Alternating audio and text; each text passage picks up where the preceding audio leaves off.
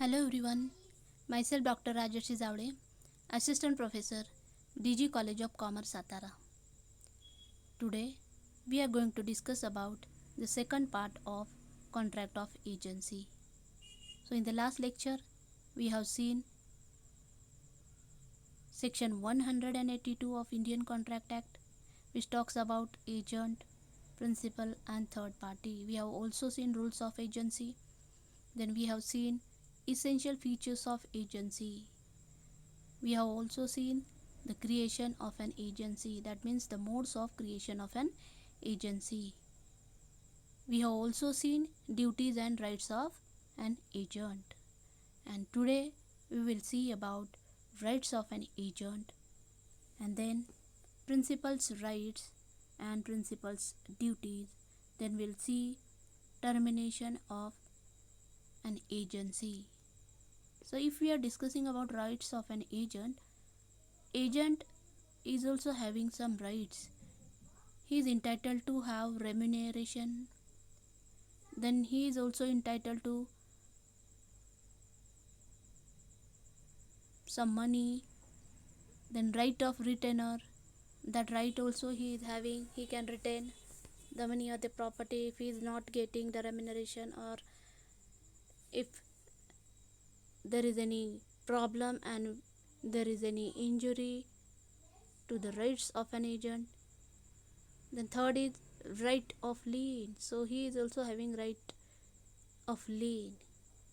Right of indemnification, if he is having any loss, he is having the right of indemnification. That loss needs to be covered by the agent. There should be protection for the agent, which should be given by the principal. And rights of compensation, this right of compensation is very important. Suppose agent is acting on behalf of principal, and in that case, while doing or while performing his duty as an agent, suppose if there is any loss or damages or injury which is caused to an agent, so in that case agent has right of compensation. Agent can ask, or agent will have that right to ask for the compensation or damages. He can ask money for the loss caused to him. So these are the rights of an agent. Now we'll see rights and the duties of a principal. So here now we'll talk about rights of a principal. So here if we talk about rights of principal, so these rights are in the form of powers. So powers are there in the hand of principal. So he has right to claim benefits, then he has right to terminate the contract, then right to recover damages, right to ask for accounts, then he is having right not to pay remuneration, then he is having that right to ratify or refuse agents act, or finally he is having right and the power to revoke agents authority. So the principal is entitled to compensation for any breach of duty by the agent. Then principal has a right to give proper directions to the agent for the conduct of the principals. The principal is entitled to receive proper accounts from his agent. Then he is entitled to get profit the agent makes by dealing with the principal's goods on the agent's own account. He has the right to receive any secret profit made by the agent out of the agency. Then he can revoke the authority of the agent under certain circumstances.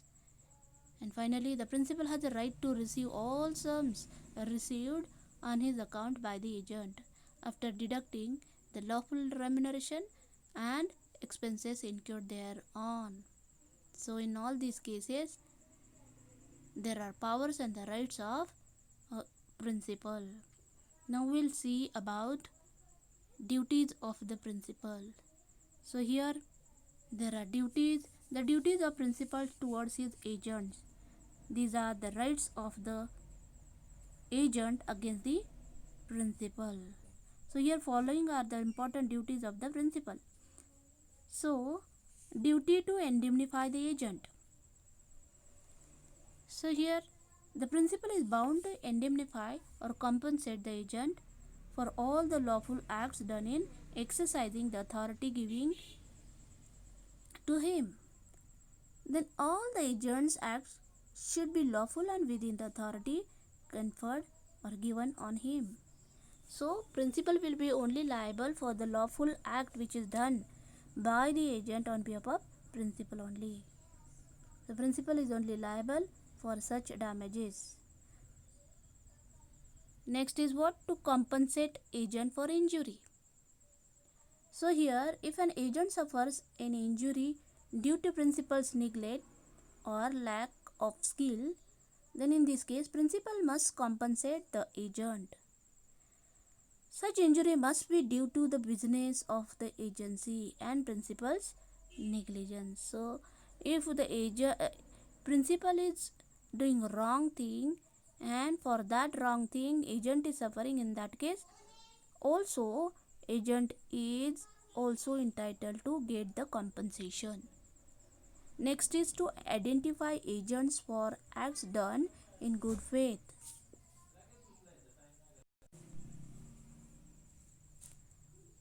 To indemnify agents for acts done in good faith. The relationship between the principal and agent is fiduciary. That is fiduciary relation. The agent acts in good faith in discharging his duties, and therefore if injury is caused to third person, the principal has to compensate the agent. However, if an agent does any act which is criminal, the principal is not liable. Next is to pay remuneration. The principal must pay to the agent the commission or the remuneration as per the contract of agency.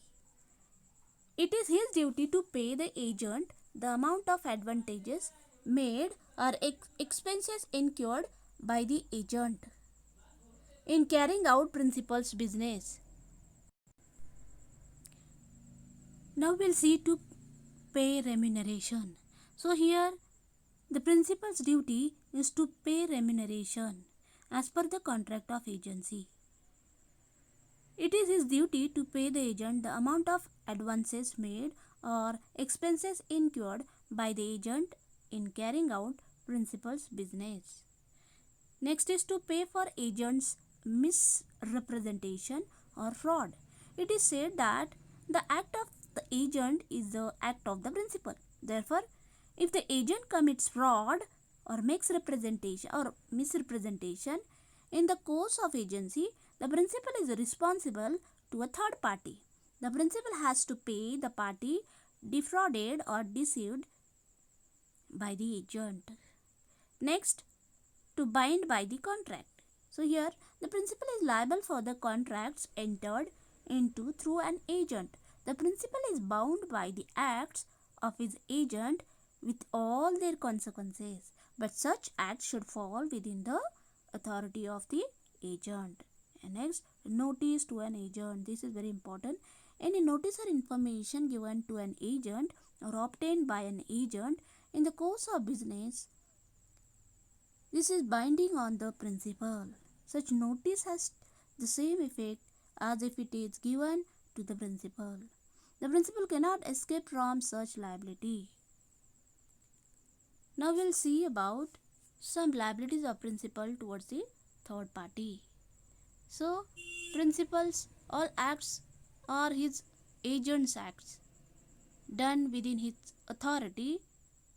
So here he is responsible. Whatever the act agent is doing, so agent is acting in accordance with the guidelines or the guidance or the directions given by the principal.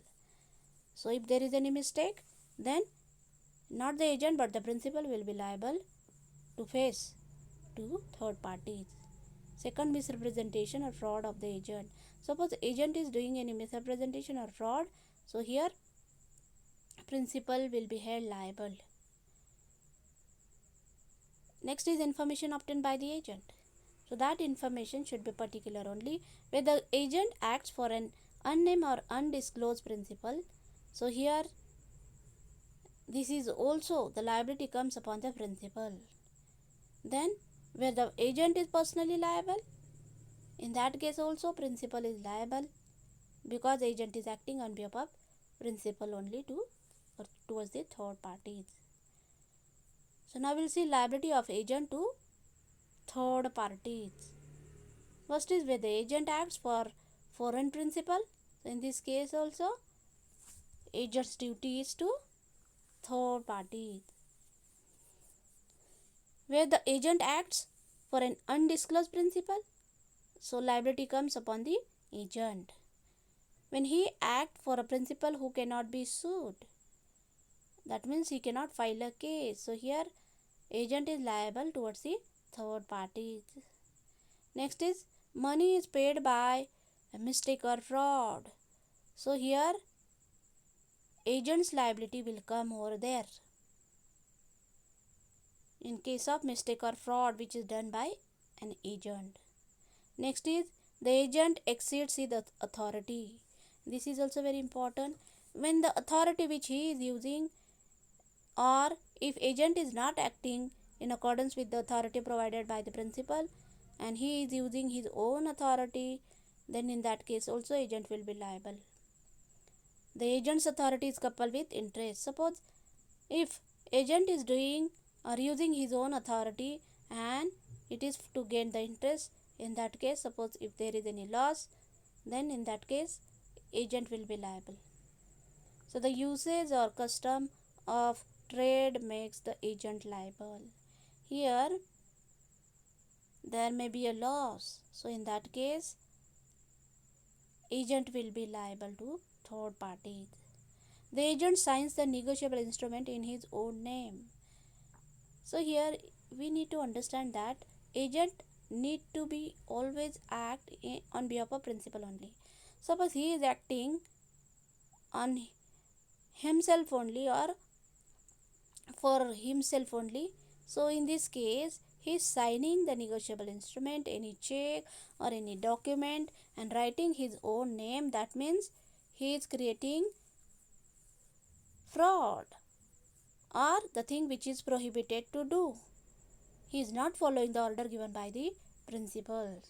So for profit making purpose or for doing any misconduct, he is doing that particular act. So in that case, if the liability arises, agent will be liable to the third parties when the contract expressly provides. So here suppose in the contract itself it has mentioned that agent will be liable for such act. So in that case agent will be liable. Now here we will see the kinds of agent on the basis of extent of their authority and on the basis of nature of work performed. So general agent, special agent and universal agent. And here on the basis of nature of work performed, commercial agent or mercantile agent and non-mercantile agent. So here if we talk about commercial agent or mercantile agent, there are types again: auctioneers, broker, commission agent, delegator agent and factors. So these are the agents.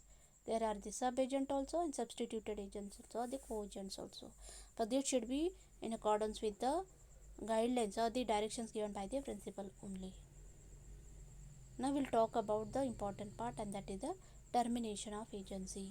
So here termination of agency means cancellation of authority of the agent. A contract of agency may be terminated either by the act of the parties or by the operation of law. So we will see part A and part B. So termination by the act of the parties and termination by operation of law. So in case of termination by an agreement, so in this case we need to understand that contract of agency will be terminated by the particular conduct or whatever they have decided under the contract of agency, and this is between the agent and the principal, and they are doing or they are acting on behalf of principal. Agent is acting on behalf of principal towards the third party. So these things are very important. So section 201 of the Indian Contract Act deals with the various modes of termination of agency. An agency may be terminated in the following modes, and that is termination by the act of the parties and termination by operation of law. So now we'll see termination by agreement. When both the parties can terminate their agency by an agreement with mutual consent or by revocation. So here in termination by the act of the party, that means agency may be terminated by the act of the parties, whatever they are deciding how they will terminate the particular contract. So by agreement, if we are talking about by agreement, so here both the parties can terminate their agency through the agreement, and this will be with mutual consent. Second is revocation by the principal. So the principal can revoke or cancel the agent's authority by sending him a notice. As soon as notice is given, agency is said to be terminated. Next is termination by renunciation of agency. The agent may renounce or refuse to act as an agent, and thus the agency would be terminated. So here when the agent deny or perform his part as an agent, then in that case agency may be terminated. So in this way termination of agency may be by the act of the parties. Now we will see the second part, and that is termination by operation of law. So here agency is terminated by the operation of law or as per the provisions of various laws or in accordance with the contract of agency. So now we'll see termination when there is expiry of time. Second, when the destruction of the subject matter. The contract of agency, the purpose is mentioned in that particular contract of agency, and suppose whatever the purpose was there, and if they are not doing or completing that purpose, so in that case it may be cancelled or terminated. So subject matter is nothing but the object of the contract, subject and the object of the contract for which the contract is created. If that is not doing or that is not performing, so in that case it is treated as destruction of the subject matter. If the destruction of the subject matter is there, then in that case automatically this contract will be terminated. This is treated as termination by operation of law. And third is insolvency of the principal. So in the contract of agency, suppose where principal itself he becomes an insolvent, so in that case also automatically by operation of law contract of agency will be terminated. Third is principal becoming an alien enemy. So here previously who was like an ordinary person, but after some period that principal become an alien enemy. So in that case also there may be termination of an agency. And next is what death or insanity of the principal or agent. So in both the cases, that means when the principal or agent either of the party who dies, then in that case also contract of agency may be terminated or cancelled. And finally dissolution of the company. So in this case also if the company itself is dissolved, in that case also contract of agency that may be terminated or cancelled. So in all these cases termination of agency will be there or cancellation of agency will be there. So here if I talk about insolvency of the principal, if the principal is adjudicated as insolvent by the court of law, The agency with the such principle is terminated. An insolvent person is disqualified from entering into any contract. So when I was talking about subject matter, the subject matter of the agency, so business is destroyed, the agency is terminated. Now there are other methods also or modes of termination of agency. So as we have seen, expiry of time, then when the principal and the agents are the citizen of different countries, that is alien enemy, then they become alien enemies, the agency is terminated. And next is what? Unlawful business. If a happening of any subsequent event renders the business of the agency unlawful, the agency is terminated. There should not be any unlawful business. They should be lawful only. Next is incapacity of principal and agent. So if the principal and the agent are not capable or they are disqualified from contracting on any ground, the agency is terminated. For example, if an agent is imprisoned for some offense or agent has committed any offense or the crime, so in that case also agency may be terminated.